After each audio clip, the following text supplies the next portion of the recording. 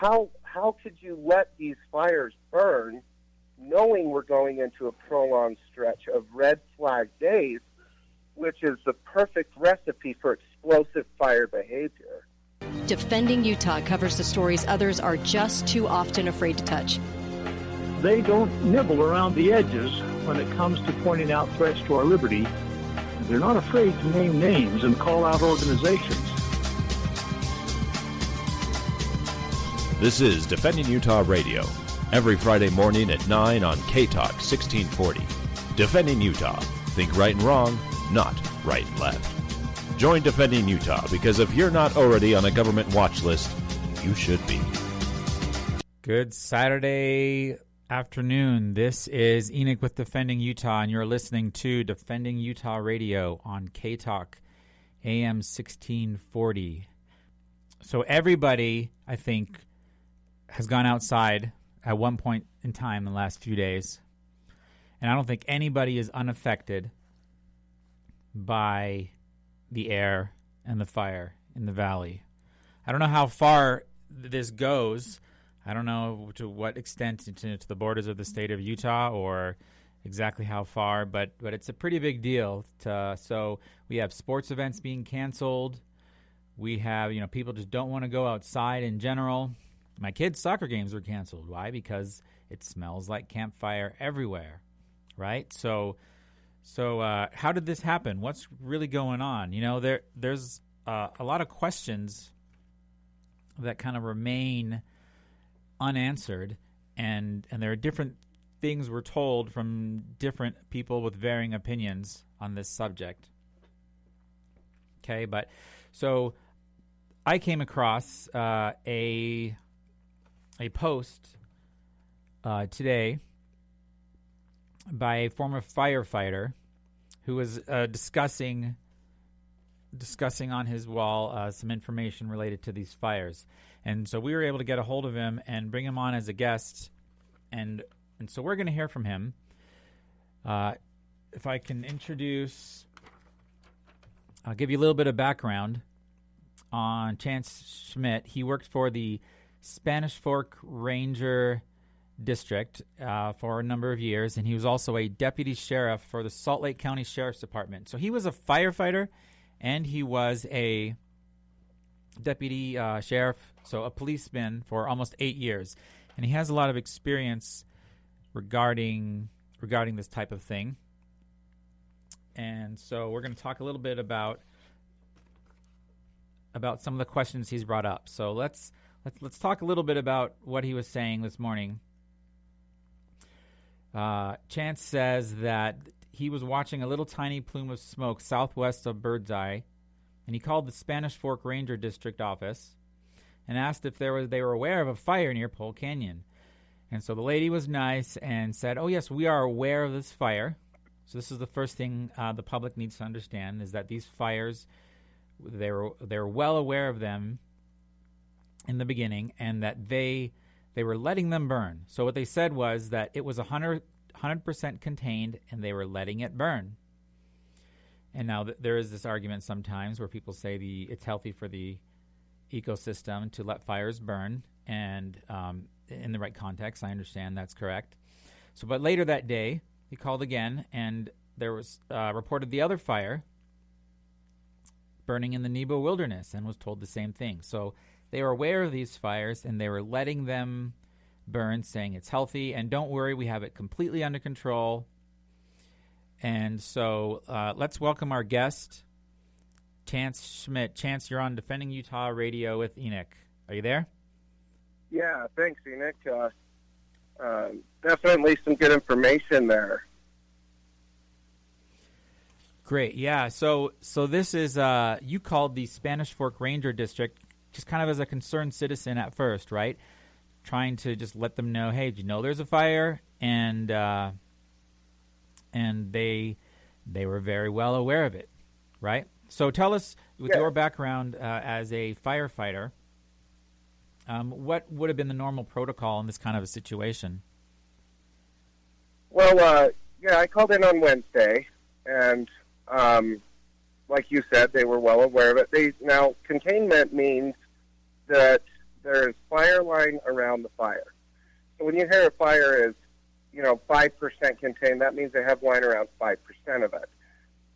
So typically the protocol, I would say for this situation, is they had fire line around 100% of it, and she said it was 100% contained, and it was being monitored very closely.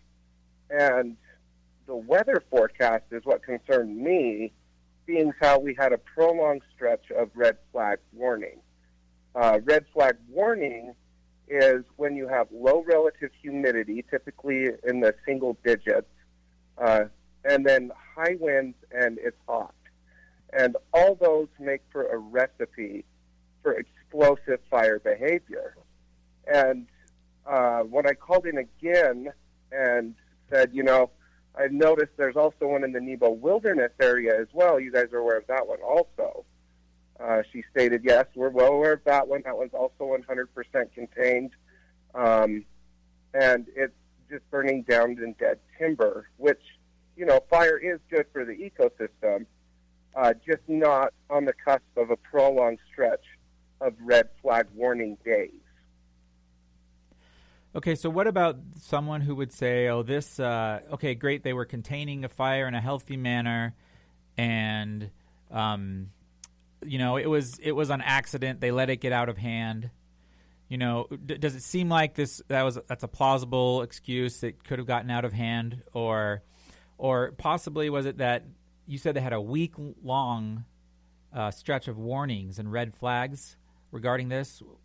How much plausible reason is there that this could have just been an inadvertent mistake they couldn't have done anything about? I don't know how they could call it a mistake. This isn't the first time this has happened. It's hard to say you made a mistake when it's happened so many times in the past, There was Cascade Springs 2 fire. That was a prescribed burn, set to burn 600 acres. They set it on September 26th, and when things all totaled out, it burned over 8,000 acres and did a $2.5 million in damage. Also, just this year alone, the Trail Mountain fire, which was also a controlled burn, it was prescribed to burn 4,000 acres. It ended up burning 18,011 acres and one cabin, and did over $4 million in damage. And so the question is how could you let these fires burn knowing we're going into a prolonged stretch of red flag days, which is the perfect recipe for explosive fire behavior? I don't understand how. This is more of a negligence, I would say, than a mistake. Right. So you're saying what makes this a different scenario is that they had plenty of forewarning, and you're also pointing out that there seems to be a pattern. This isn't the first time that this kind of thing has happened. No, this is not. This is the second time that I'm aware of just this year. The Trail Mountain fire would have been the first, and then you have technically two fires here. You've got the Bald Mountain and then the Pole Creek, and both of which were smoldering in less than 1/10 of an acre that they were just monitoring. Why not hit it and put it out on the cusp of a prolonged stretch of weather that creates perfect fire conditions? Wow, so this was only 1/10 of an acre, which seems like no big deal to me, right? 1/10 of an acre, that's like a house plot, right? A small house plot. And absolutely. And 1/10 of an acre was struck by lightning, and they said, let's just let it burn. And seems okay, but then there are all these warnings that it's going to get really dry, low moisture. And so everything that an experienced firefighter should know of that scenario is this fire needs to be put out. Is that right? Yeah, I would say just the common person would know it's going to be hot, dry, and windy. That could cause a fire to spread really easily, especially where Sanpete County has just been labeled the most drought-stricken county in the entire nation. So this isn't just a regular drought year that we're experiencing down here in San Pete. This is exceptional drought, which means it's exceptionally dry. And so you throw fire in the mix with high winds and heat. I don't know how they couldn't see this coming from a mile away. I know for a fact other people called in concerned. In fact, enough people called in concerned, they started posting flyers saying, don't worry about it. It's going to be fine. Property and people's safety are of our utmost importance. Well, now look at what we've got going on. Yeah, I got a picture of this poster that you're talking about. So for our listeners, I'm looking at a photograph of the U.S. Forest Service where they posted a public notice. It says Pole Creek Fire, and actually they have one for both Pole Creek Fire and the Bald Mountain Fire. It says Pole Creek Fire, please do not report. So they're getting all these reports of people concerned saying, hey, this really seems like a problem. And they're saying, no, it's fine, and here's why. They made a public notice about it. And you're right, Chance. It says here that they're claiming their main concern is public safety.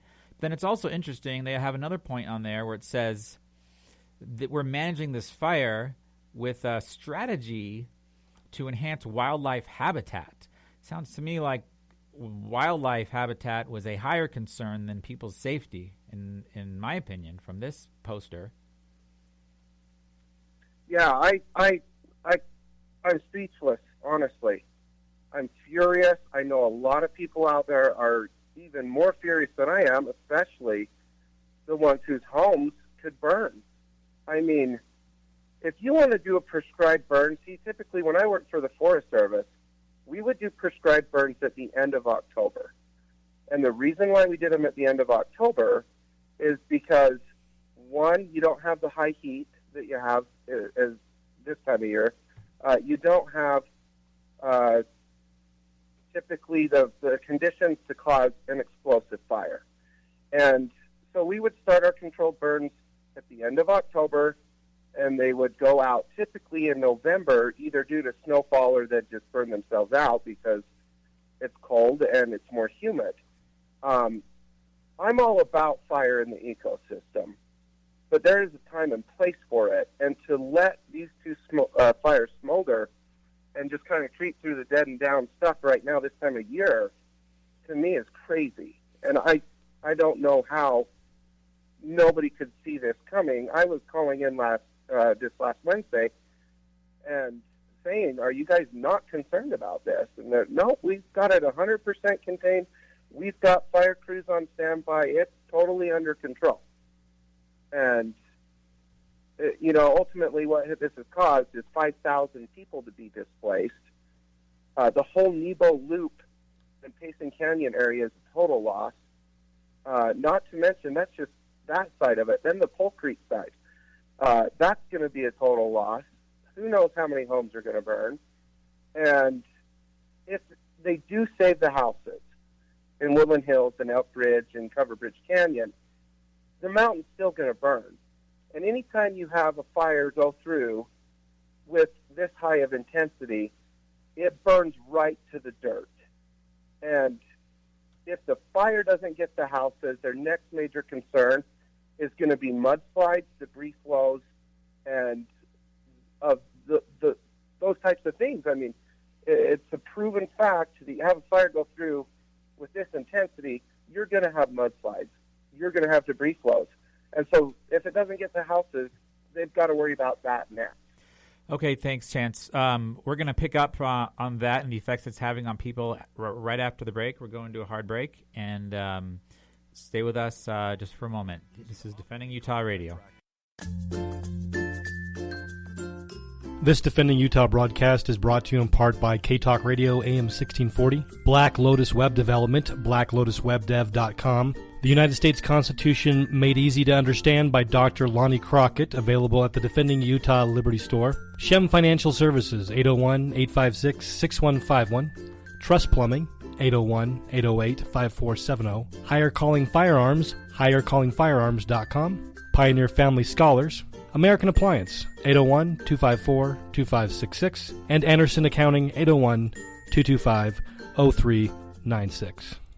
It's a fact. More photos of you are being taken than ever before. Are you ashamed of your smile? At last, a new technology that gives a brighter and healthier smile in under 2 hours. And it's fully warranted, so you'll never have to worry about your smile again. Call Dr. Jeremy Thompson at Thompson Dental, 801-254-0835, or visit GoNewSmile.com, and we'll show you how you can restore your faded, yellowed, or worn teeth without surgery, crowns, or implants. And it's backed by a 30-day, 100% satisfaction money-back guarantee. This scientific breakthrough will painlessly transform your appearance in one visit. The smile you've been waiting for will never cost less or look brighter than it will today. Call 801-254-0835 or visit GoNewSmile.com. That's GONU smile.com to revitalize your smile. New Smile. It looks good on you.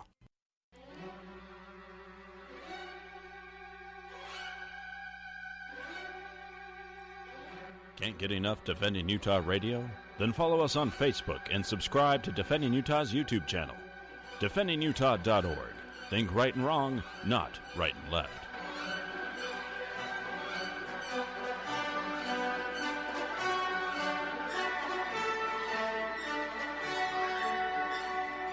And welcome back to Defending Utah Radio, Saturday afternoon. And today, Utah definitely needs defending from wildfires that have gotten out of control.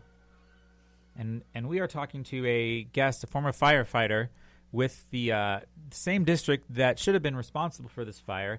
And we are getting some great information on what might be going on behind the scenes and maybe what should have happened. And talking about the how this is going to affect the people of the area. And there seems to have been a lot of signs that were missed where people should have known to handle this fire in a much different manner than it's been handled. And so Chance Schmidt is our guest on the line. Chance, welcome back. So we were talking before the break about not just the fire and the fact that now it's burning up homes and land that shouldn't be burned, but even if we save the homes, there's an ecological impact of mudslides and this sort of thing, right? We're going to damage the homes anyway. Yeah. I mean, I hope the homes get saved, but my biggest concern if I were a homeowner in Woodland Hills or Elk Ridge or up Cover Bridge Canyon would be what's next. What's next after the fire's put out and the whole mountain above me is burned? Am I going to have mudslides and debris flows? And history has shown that, like up above, say, Cedar Hills and Highland Alpine, there's been a few homes lost up there. The fire didn't hit the houses that burned the mountain above, yet the debris flows, you get some heavy rain on that, and the debris flows go down and take out the houses. And so what they typically do after an area is burned is called a BEAR project. It's an acronym for Burned Area Emergency Rehabilitation. So there's going to need to be a major BEAR project on Mount Loafer to keep the mudslides and debris flows from going down into Woodland Hills. That's interesting. So if they don't do this project, this BEAR project, then are you saying that the people who live in those areas, their only option is going to be to leave or accept the inevitability of mudslides ruining their homes anyway? Is it that cut and dry? It's pretty cut and dry. Loafer is burning currently, and so there will be debris flows. There will be mudslides. It depends on how much rain we get or snow, what the amount of runoff is, and how quickly we get it. So a lot of this you can't predict, but due to history, we do know for sure that anytime you have a wildfire go through, you're going to have debris flows. You're going to have mudslides. It's because the root system is burned up, and nothing is on the hillside. See, tree roots actually hold the dirt on the hillside. Grass holds the dirt on the hillside. Once you burn all that stuff up, there's nothing to keep it from coming down. So what's being done right now to get these fires under control? Do we still see the same amount of just letting it burn, or are there actual real efforts to contain it now? What do you know? What I do know is it is being fought aggressively. They're getting reinforcements later today. The problems they're running into is it's very difficult terrain to control the fire on. It's really steep grade. It's really heavily wooded, and it's got years and years and years of deadfall, and that's why you're getting the intensity you're getting with this fire. It's been, who knows, since the last big fire's gone through there, all those years of leaves piling up, dead trees falling and rotting on the ground, and you get years and years of deadfall.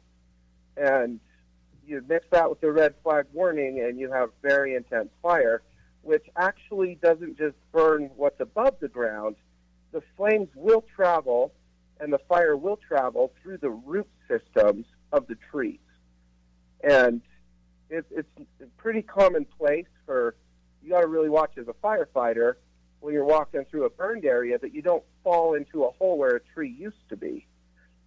They can be several feet deep and super hot, and you don't know they're there because it just smolders down through the root system, burning it up slowly, and then you have a void there, and you step and you fall in, and next thing you know, you're burned severely. And the more intense the fire, the more root system goes with it. Wow. Well, it definitely sounds like a disaster, both now and in the long term. You said that there is a pattern now of people, I guess I should say the Forest Service, somebody who is at the right position who makes the decision to ignore these, and that there's a pattern that goes back several fires this year. The same thing happened, and also going back many years. How long does that extend, and can you talk about that? Yeah. So I started with the Forest Service in 2003, and I worked several years for them. Now, my old district ranger was Bill Ott, and he caught a lot of crap for Cascade Springs. Once again, that was a controlled burn that was prescribed to burn 600 acres. And, I'm not sure why, but they lit that up in the morning on the cusp of a red flag warning. It ended up burning over 8,000 acres and resulting in $2.5 million in damage. And that's just, I'm not sure if the $2.5 million is including the burned area emergency rehabilitation as well, or just the fire suppression alone. So, you've got Cascade Springs. Just this year alone, you have the Trail Mountain Fire that I talked about earlier. That was the one in Emery County that they were trying to burn 4,000 acres. Strangely enough, it ended up burning 18,011 acres and one cabin. They had 55-mile-an-hour wind gusts on that fire. Once again, red flag warning. I'm not sure why the Forest Service allows these fires to smolder and burn when there is a red flag warning in the forecast. It just doesn't make any sense to me whatsoever. Now, I have the utmost respect for our firefighters, our law enforcement, the boots on the ground. These guys aren't the ones making these calls. These guys are the ones who are putting their lives on the line and risking everything to try and save people's lives and their property. It was not their call, so let me make that clear. Sure. I totally have the utmost respect for those guys. Somebody in the Forest Service made the call to let these fires burn. Now, I don't know if it was Spanish Fort District Ranger. I'm not sure if he was the one to make the call or if it was somebody over in Provo at their main office building. This is going to be a higher up, probably a GS-13, that said, we're going to let these burn. It's in the wilderness. Let's just make sure it's contained. And they overlooked the forecast, and they made a mistake. But the problem is this mistake has been made way too frequently. And so something's got to change. The people need to make it very clear. The Forest Service is there to serve the public. That land that's burning up there is public land. It is not federal land. It is we the people's land that we pay taxes on for us to use for our enjoyment. And we entrust the Forest Service to manage that land and maintain it so we can have the highest and best use out of it. And they're failing to do that. And they're not failing a little bit. Just this year alone, they're failing 83,011 acres. So that's the amount of land just in the Trail Mountain fire, and currently the 68,000 acres reported from these last two fires. And it's actually 86,011 acres now. So if we go back to 2003, so far, that's what I've heard you say, back to 2003, there's been a pattern of these prescribed burns being set when it was known that there was a red flag day. So we clarify that, there's a red flag day in a typical professional opinion. Should that always tell you, oh, don't purposely set a prescribed burn? Is that what it should say? Yeah, common sense would dictate when you've got a red flag warning coming up that you don't light a fire. And yet somehow we're setting the prescribed burns.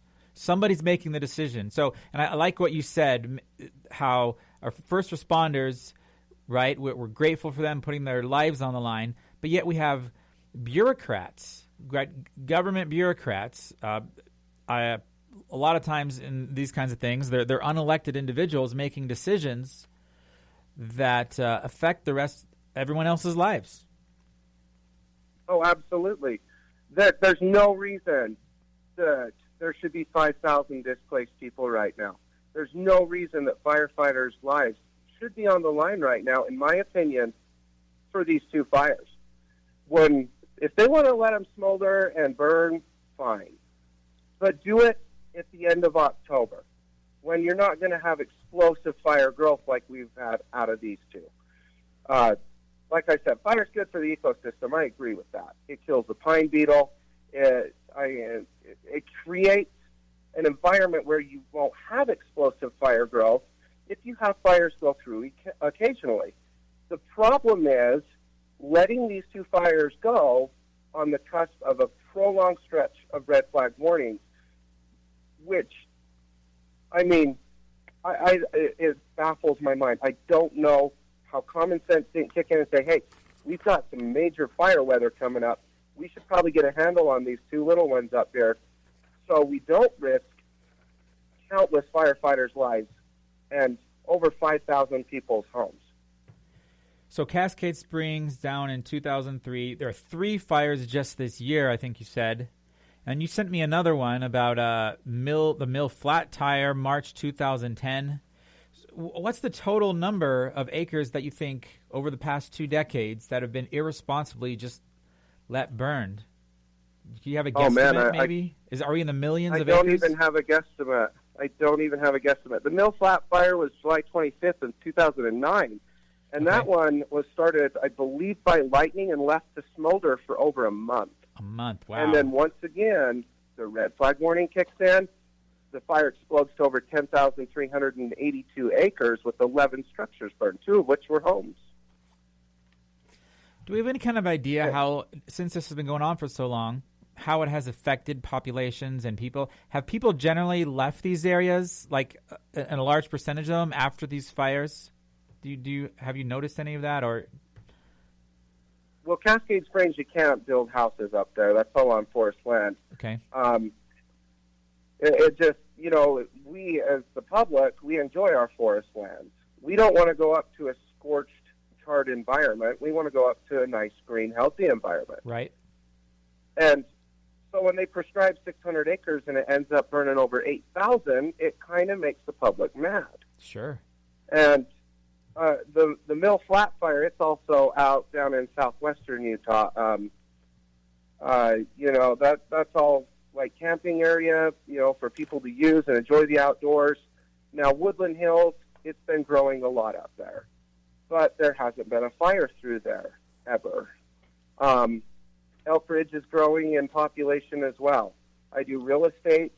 That's what I do now instead of law enforcement or firefighting. And Utah County is growing, and people are spreading out. And as the population grows, people build higher up on the hillside, or they branch out like Cover Bridge Canyon, for example. It's a nice canyon, kind of away from the valley, but still close to everything. And so people are building more mountain homes now, and people know that, hey, if I have my house in the mountains, there is a possibility it could be burned by a fire. But I can't imagine how mad the people are in Woodland Hills right now, in Elk Ridge and Cover Bridge and Birdseye and all the surrounding areas, knowing that these fires were 1/10 of an acre last Wednesday, and now we're pushing 70,000 acres, and they could lose their homes.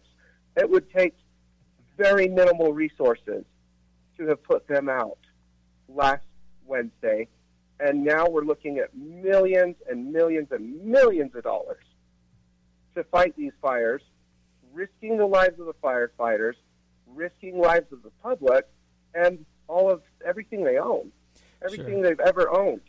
Sure. 5,000 people displaced, possibly everything that they've ever had gone.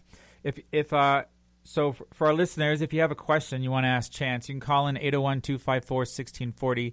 And actually, Chance, we're coming up on another commercial break here in less than a minute. Do you have time to hang over for one more break? Yeah, that's fine.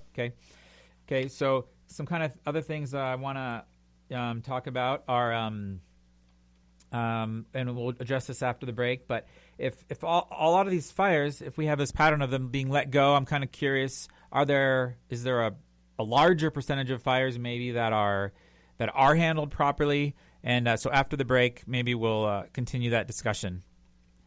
This is Enoch with Defending Utah Radio. And we'll be right back. Tired of bureaucrats and tyrannical government? Defending Utah knows how to fix that. It's called nullification. To find out more, stop by our office and pick up your pamphlet on nullification today. DefendingUtah.org. Think right and wrong, not right and left.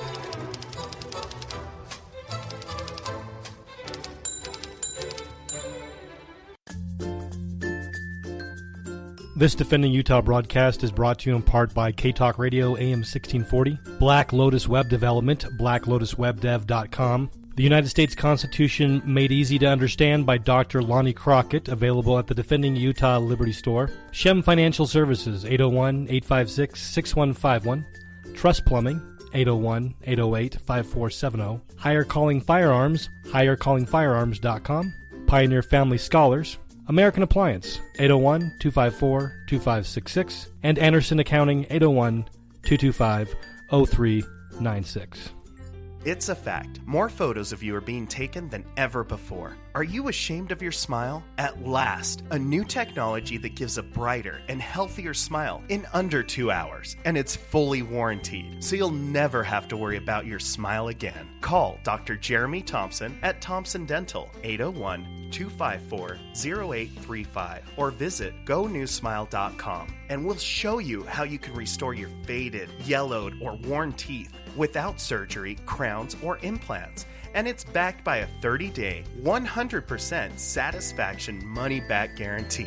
This scientific breakthrough will painlessly transform your appearance in one visit. The smile you've been waiting for will never cost less or look brighter than it will today. Call 801-254-0835 or visit GoNewSmile.com. That's GONU Smile.com to revitalize your smile. New smile. It looks good on you. Hi, I'm Kate Daly of The Kate Show on the Blaze Radio Network, as well as The Kate Daly Show on Fox News AM 1450 KZNU Daily. I have been following Defending Utah and having them on my show for the past year now. Their research is getting down to what is really happening, and it's always really impressed me. They always cite their sources, so you can trust but verify. And shouldn't we all be doing that? As a source for investigative journalism, Defending Utah covers the stories others are just too often afraid to touch. Defending Utah literally has the stories you're not going to see anywhere else. They do the digging, and boy, do they do it well.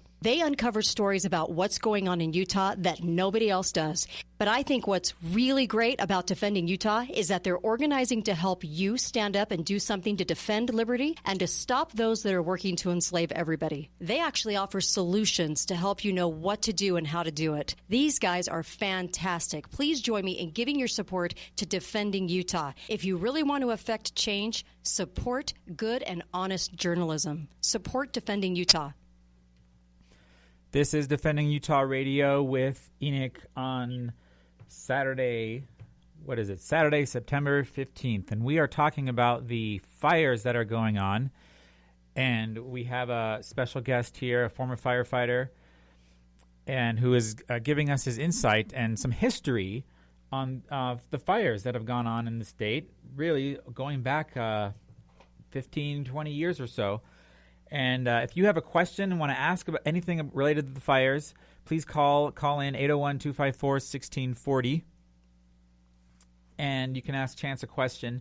So, Chance, a couple more things I wanted to talk about are I kind of want to talk about the responsibilities, maybe some things that could have happened differently. But briefly, tell me, of all these fires that have gone on over the past 15, 20 years that seem to have been done in spite of warnings to not do them irresponsibly, is there a larger percentage of fires that have been handled correctly, or is this just the status quo all the time? Oh, no, definitely not. Our firefighters do a really good job at what they do. And, unfortunately, Enoch, they don't ever report on the homes that are saved, typically. Sure. They only report on the homes that are lost. So to find a running number of statistics on homes that were saved, it's really tough to do because typically it's losses that are reported, which is unfortunate. Being a firefighter and being in law enforcement, it's kind of a thankless job. In law enforcement, you do get thanked occasionally, but for the most part, you only hear about the bad from law enforcement. Or being a firefighter, you only hear about the homes that burn versus, if 3 homes burn, there could have been 30 that was saved, but they don't report the 30 that was saved. They report the 3 that burned, right. But no, our firefighters in Utah and throughout the nation are top notch. I mean, these guys risk life and limb all summer long, and they don't get rich doing it. Sure. So, yeah, there's been like the Dollar Ridge fire earlier this year. That fire right there, I don't know how many homes were saved, but it was a lot, thanks to the firefighters. And you'll see, communities post thank yous on Facebook and whatnot to the firefighters, and they donate and help them out. And it's because they do save a ton of homes and property and lives. And they, for the most part, you put a firefighter on a fire, and they'll take care of it. They'll take care of it, and they're saving homes right now in Woodland Hills and Elk Ridge, and they're doing a bang-up job. They're awesome, and a shout out to them because they shouldn't have to be there right now. Sure. So it's irresponsible bureaucratic decisions that lead to putting them in harm's way. Exactly. Some higher up made the decision to let these keep going, even though the fire conditions were going to be good enough for explosive fire behavior. And so the whole reason I posted that Facebook post is just to kind of get it out there for the public to maybe go and demand answers. Who made the call? Who made the call to let these burn when they didn't need to and put all these firefighters' lives at risk and people's property at risk? I think that's the question we need to be asking is why does this keep happening over and over again? Yeah, you mentioned a GS-13. What's a GS-13? You're saying that might have been the type of person who made this call that affected everybody's lives. What's a GS-13? So anytime you're in the Forest Service, you have a GS rating. I started out as a GS3 and then went to GS4, and then I was GS5 eligible before I quit working for the Forest Service. But a GS13 is somebody who's done a fair amount of time working in the Forest Service or just for the federal government in general. So how the hierarchy works with the Forest Service is you have a district office, such as Spanish Fork District. In that office, you have a district ranger. He is the one who oversees all of the projects that office is doing. And in that office, they have developed recreation, they have fire, they have range management, where they manage cattle and ranges in the Uinta National Forest. And that office, I believe, still manages out by Vernon as well. And so they've got over 2 million acres, 2.5 million acres that they manage. And the district ranger is the one who oversees the project. The hierarchy above him would be in the Provo office. I can't remember the address, but there's a main office in Provo. And then you have your higher-ups there. Those are the ones who oversee the district rangers. And then ultimately it goes all the way back to Washington. So... Okay, that's good information for those who are unfamiliar with it, definitely. So for seeing that this may not be a one-time accident and we're kind of unsure of maybe the source of the irresponsibility, who would you say, you're telling people that they should demand answers. So who should the common Utahn, especially those who are affected by this and over the next few months may need to know where accountability lies, who should they be calling or talking to demand answers, in your opinion? Well, I would start out with calling the Spanish Fork Ranger District office. Okay. And that number is 801-798-3571. And I'm not sure who the current district ranger is there, but they may want to address their issues with the district ranger.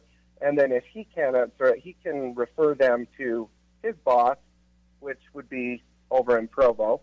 And then hopefully they can get the answers they're looking for somewhere in that chain of command.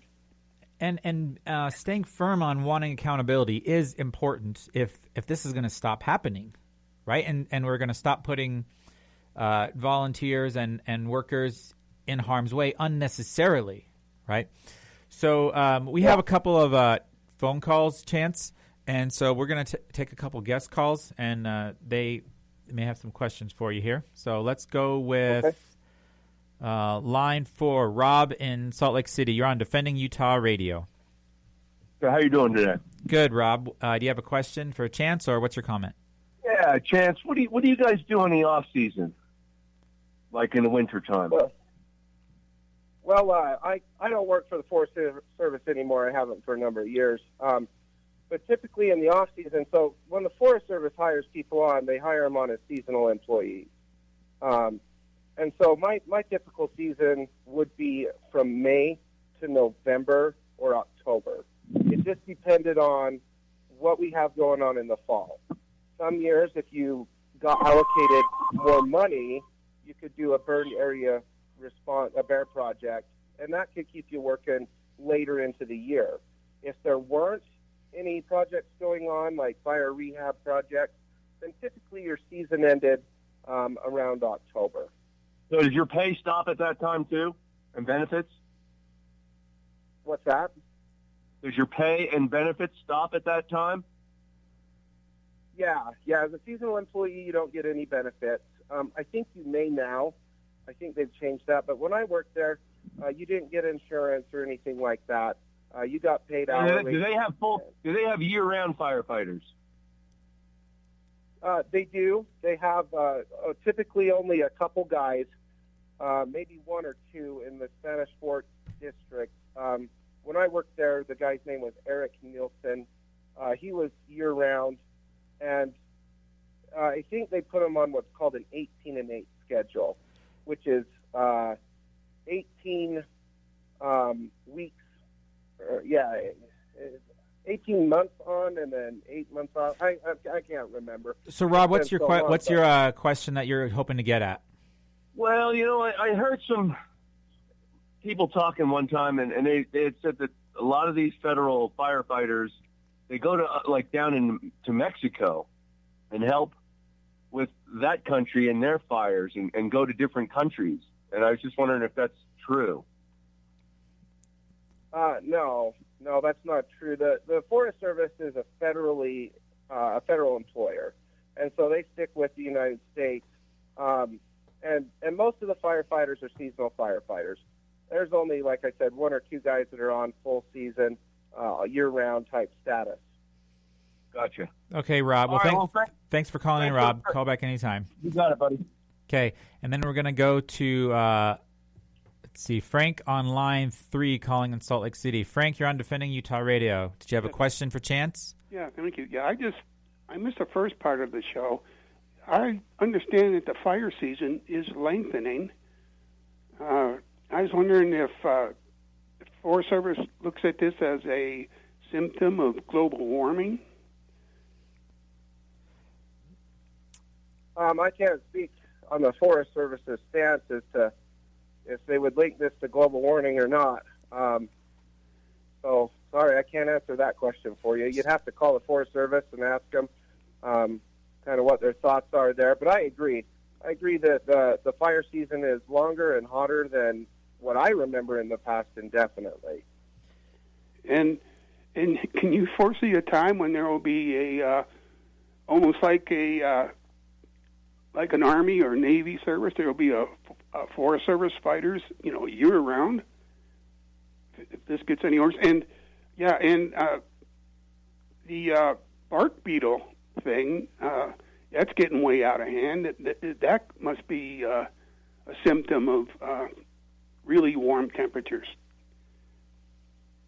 Yeah, as far as I know, I would imagine that the Forest Service has year-round firefighters in California. We're here in Utah where we have a winter season. It's definitely a seasonal job. And yeah, the pine beetle is getting really bad up over the high Uintas, Highway 150. If you go up there, it's about 85% dead pine right now. Yeah, I'm sorry. Go ahead. Well, I was just going to ask you, I go up there, they're not evergreens anymore. They're evergrays. And I was wondering, they say you needed a forest fire every 30 or 40 years to clean out all the dead stuff. And, if a fire happens up there now, that would really be catastrophic. Don't you think? Oh, it would be. It would be catastrophic for sure because of the years of fire suppression and not allowing a fire to go through before it gets that bad. What you've got now is a situation where you have probably 85% of the pine trees that are dead and standing. And the pine beetle is specific to an age of the tree.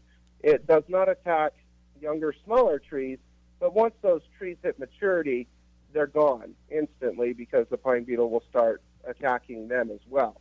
And the natural defender of the pine beetle is obviously forest fires. So fire suppression on the Mirror Lake Highway has now caused the pine beetle to take about, I would say, 85% of the pine trees up there. And whereas if you had let a fire go through 30 years ago and managed it a little bit better, you wouldn't have the amount of beetle kill you have now. But you go up there and look on Bald Mountain Pass, you can see all the way across looking east, and it's a sea of dead pine trees. So it's a little late to say that. One last question, please. Yeah. Do you think they don't want to do fire suppression because, it's sightseeing for tourists driving Highway 150? They don't want to see, a few thousand acres of burned out forest. Yeah, it's kind of a double-edged sword.